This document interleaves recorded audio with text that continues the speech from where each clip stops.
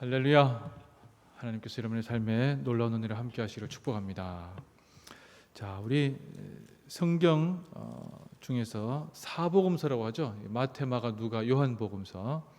이 사복음서에서 예수님의 많은 기적이 기록되어 있는데 이 기적 중에 사복음서에 다 나오는 기적이 있습니다. 어떤 기적일까요? 여러분 오늘 읽으신 이 기적 오병이어라고 그러죠. 오병이어 5개의 떡과 2마리의 물고기일 뜻입니다. 이 오병이어의 기적인데 뭐 배경은 여러분들 아시는 바와 같이 예수님께서 기적을 행하시고 그래서 사람들이 몰려드는 사람들이 예수님에게 왔을 때에 예수님께서는 이제 그들이 목자 없는 양같이 대단히 좀 힘들고 어려운 상황 가운데 처해 있음을 보시고는 그들에게 말씀을 가르치십니다. 말씀을 가르치시는데 예수님의 말씀은 가르치시면 1시간, 2시간이 아니고 3시간, 4시간이 될 때가 있었고 또 실제로는 날이 저물어서 어두워가지고 서로 피와 식별도 안 될 때까지도 말씀을 전하셨던 것 같아요. 자, 이렇게 늦게까지 말씀을 전하시는데 예수님께서 딱 보시고는 저녁이 되었는데 제자들이 이제 예수님에게 말씀을 드리죠. 예수님 지금 이제 밥때가 되었는데 사람들에게 사람이 한두 명이 아닙니다. 남자만 5,000명이니까 남녀 합치면은 최소 5,000에서 8,000에서 10,000명까지도 갈 수 있죠. 그러니까 대단히 많은 사람인데 이 사람들이 이렇게 몰려 있는데 우리가 뭐 줄 수 있는 것도 없고 마을로 가서 실제로는 이제 뭐 구걸이라기보다는 밥을 좀 달라고 하라 이렇게 현실적인 얘기를 합니다. 자, 예수님께서는 그들에게 너희가 먹을 것을 줘라 이렇게 말씀을 하시고 제자들이 이제 계산을 막 하죠. 아마 그 계산에 가룟 유다가 계산을 했을 거예요. 돈꾀를 맡았으니까 계산하는데 딱 보니까 200데나리온 1데나리온은 노동자들이 하루 품삯입니다. 뭐 어느 정도 할까요? 10만 원 잡아도 200데나리온이면은 엄청난 액수죠. 제자들이 그 정도 돈이 있었을까 생각을 해보면 뭐 있을 수도 있고 없을 수도 있습니다. 사람들이 많이 예수님에게 연보를 주었기 때문에 그렇기도 하겠지만, 근데 문제는 예수님께서 사서 먹일 생각이 아니고 너희들이 먹을 것을 줘라 이렇게 말씀을 하시고 제자들이 이제 우리가 돈도 없고 먹을 것도 없다 가지고 있는 것을 보여줘라. 그래서 물고기 2마리하고 보리떡 5개가 있습니다. 보리떡이라 했을 때 이제 우리가 흔히 얘기하는 이제 떡 5개, 옛날에 보리떡 5개라 하는데 요즘에 이제 떡으로 바꿨죠. 여러분들 이제 이스라엘에 가면 마짜라고 해서 아주 간단한 음식입니다. 밀가루를 반죽을 해서 인도의 난과 같은 거예요. 그래서 이렇게 쳐가지고 화덕에 구워서 내는 건데 그것하고 이제 물고기입니다. 다른 복음서에 보시면 어린아이가 자기가 먹을 도시락을 제자들에게 줬다. 그래서 안드레가 가져왔다. 이렇게 배경 설명까지도 자세하게 되어 있습니다. 자, 중요한 것은 제자들이 그것을 떼어서 사람들에게 나눠주는데 사람들이 다 먹었다는 거예요. 몇 명이 먹었는가 하면 남자만 5,000명이 먹었다는 겁니다. 자, 이것이 오늘 본문이 전해주고 있는 메시지죠. 표면적으로는 예수님께서 사람들이 먹을 것을 없을 때 먹을 것을 주셨다. 이렇게 생각할 수 있는데 이렇게만 보면 이 기적을 굳이 이렇게 사복음서에 다 기록되었을까? 신기한 기적이 많잖아요. 예수님께서 하신 기적 중에서 가장 신기한 게 뭡니까? 사람마다 다 다를 수 있겠죠. 근데 물리를 걸어가신 기적, 이것도 놀라운 기적이에요. 근데 다 기록되어 있지 않거든요. 요한복음에는 예수님의 기적 중에서 딱 7가지만 딱 집어서 제시를 합니다. 그 중에 하나가 이 기적이기도 합니다.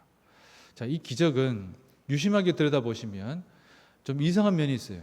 어떤 면이 있는가 하면 당시의 사람들은 밥을 같이 먹는다. 요즘에도 약간 그런 느낌도 있지만 밥을 먹는다고 하는 것은 그 사람하고 나하고 동등한 입장일 때만 밥을 먹습니다. 요즘은 안 그럴 수 있겠죠, 그죠?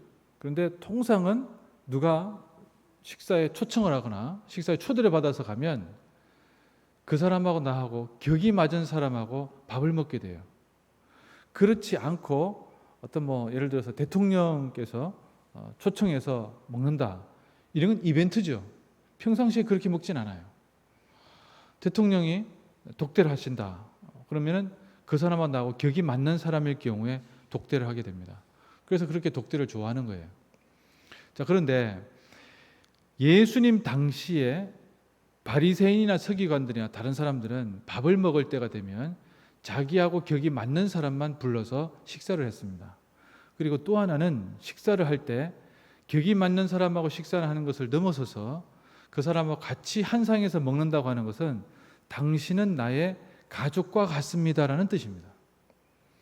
자, 이렇게 생각을 해본다면은 예수님께서 지금 뭐 이렇게 기적을 베푸시는 것에 의미가 있다기보다는 그것도 중요하지만 그렇게만 보면은 예수님께서 이 기적을 베푸시는 것에 더 밑을 들여다보면 놀라운 구석이 있는 것을 발견하기가 힘들어요.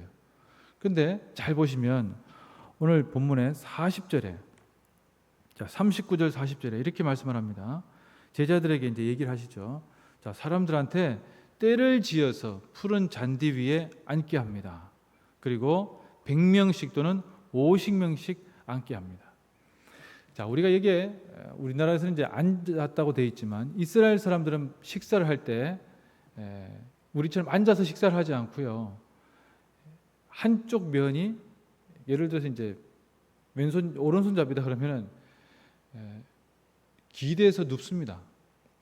기대서 눕고 내 발치 끝에 다른 사람이 와서 가까운 곳에 이렇게 한번 찾아보시면 좋은데 이렇게 쭉 둘러서서 앉게 돼 있어요. 예수님이 최후 만찬의 식사를 하실 때 예수님의 품에 사람이 안겼다고 그랬잖아요. 상식적으로 보면은 앉아서 먹는데 뭘 안기지 생각하는데 그 사람들은 의자가 있고 앞에 식탁이 있어서 먹는 식탁이 아니에요. 다 들어 누워서 한쪽 팔은 괴고 다른 쪽으로 이렇게 먹는. 그래서 자기 품 안쪽에 사람 머리가 있습니다. 그리고 그 사람 또 안쪽에는 또 다른 사람 머리가 있겠죠. 이렇게 쭉 둘러서요 먹는 거예요. 그렇게 하니까 자기하고 격이 맞는, 즉 남자와 여자가 그렇게 못 먹겠죠. 남자는 남자끼리 먹는 겁니다. 여자는 여자끼리 먹는 것이고 부자는 가난한 사람하고 그렇게 못 먹습니다. 자기하고 격이 안 맞기 때문에 자기가 바로 안쪽에 그 사람하고 얘기할 때 그 사람 뒤통 이렇게 보면서 얘기할 수 있는 거잖아요. 이 마주보고 얘기할 수 있는 아주 가까운 자리입니다. 그래서 먹을 때 그렇게 식탁에서 그 사람들을 초대하기도 쉽지 않은데 예수님께서 5,000명이 되는 사람들을 100명씩 그렇게 쭉 둘러서서 우물거리면서 그렇게 했다는 거예요. 여러분, 거기에 남자는 남자대로 여자는 여자대로 부자와 가난한 사람이 장애를 가지고 있는 사람과 장애를 가지고 있지 않은 사람이, 병이 걸린 사람과 병에 걸리지 않은 사람이 따로 앉게 해라, 이 얘기가 없습니다. 자, 이게 그냥 에이 뭐 알아서 했겠죠 이렇게 얘기하지만 그럼 예수님께서 하셨던 말씀에 알아서들 했을 것이다, 그렇지 않습니다. 여러분, 사람들이 물론 신분상에 높은 사람은 옷도 다르겠지만 그렇다고 모든 사람들을 옷으로 의복으로 구별할 수가 없잖아요. 그 내하고 같이 먹는 사람이 어떤 사람인지 알 수 없는데 먹는 거예요 지금. 자, 이 식탁의 모습, 이것은 구약으로 가면은 원형이 어디 있는가 하면 이스라엘 백성들이 출애굽해서 시내산 앞에서 하나님께서는 시내산 위에 임재하시고 그리고 그 시내산을 바라보면서 이스라엘 백성들이 하나님 앞에서 먹고 마시는 장면이 있습니다. 아주 유명한 장면인데 이 먹고 마시는 장면 속에서 이스라엘 백성들이 하나님과 함께 교제하는 장면이에요. 자, 그것을 예수님께서 다시 재현하신 겁니다. 백성들 앞에서 예수님이 계시고 함께 먹고 마시는 거예요. 마시는 건 없을 수 있겠지만 먹고 같이 나누는 겁니다. 이야기를 나누는 것이죠. 하나님께서 주신 말씀을 가지고 나누는 것뿐만 아니라 먹고 나누는 것입니다.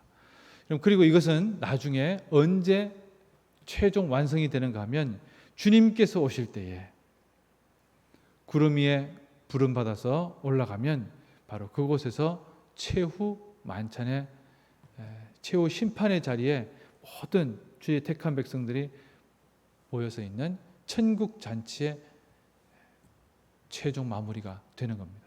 그곳에서 천하만국의 모든 사람들이, 거기에는 유대인이든 이방인이든 어떤 사람이든 다 모여서 함께 식사를 하는 자리입니다. 그럼 그것이 오늘 이 오병이어의 전체적인 구약과 신약과 최종의 모습을 연결시켜서 볼 수 있는 아주 중요한 자리예요. 이 식사의 자리, 시내산 앞에서 예수님 앞에서의 오병이어, 그리고 나중에 우리가 최후에 주님과 함께하는 그 공중에서의 식사, 이것을 우리가 기대하고 고대하며 오늘을 살아가는 것입니다. 어떤 겁니까? 나와 함께 있는 사람들, 그들과 함께 식사를 할 것이며 교제를 할 것이며, 내가 밥을 먹거나 또는 어떤 자리를 할 때에 절대로 차별을 두지 않는다는 것.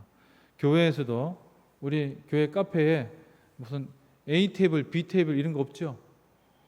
부대도 옛날에는 A 테이블은 의자가 다 달랐어요.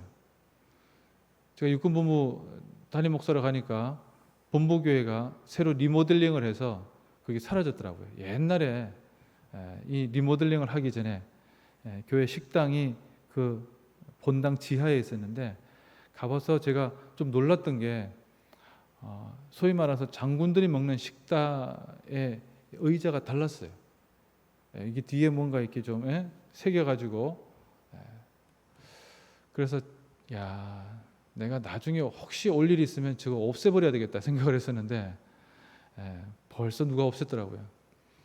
여러분, 성경은 밥을 먹을 때 절대로 구분하지 않습니다. 차별하지 않습니다. 차이를 두지 않습니다. 교회에서 따로 무엇인가 만들어서 한다?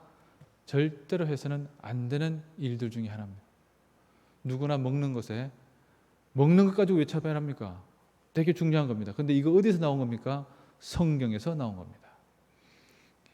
예수 그리스도 안에서는 남자나 여자나, 유대인이나 이방인이나, 부자나 가난한 사람이나, 혈연이나 인종이나 지연이나 학연이나 출신이나, 이런 모든 것들로 절대로 차별해서도 안 되고 차별받아서도 안 되고, 그것은 절대로 본질이 아닙니다. 이것을 생각하며 오늘도 우리의 삶 속에서 주님과 함께 누구를 그 사람의 배경이나 그 사람의 겉모습을 가지고 차이라든지 차별을 두어서 그 사람들이 예수님과 주님과 함께 할 수 있는 귀한 기회를 놓쳐버리게 만드는 안타까운 우가 아니라, 함께 보듬고 함께 사랑하고 끼리끼리가 아니라 주님과 함께 동행할 수 있도록 구원하고 겉면에서 하나님의 놀라운 은혜를 나누는 우리가 되었으면 좋겠습니다. 그렇게 하도록 합시다.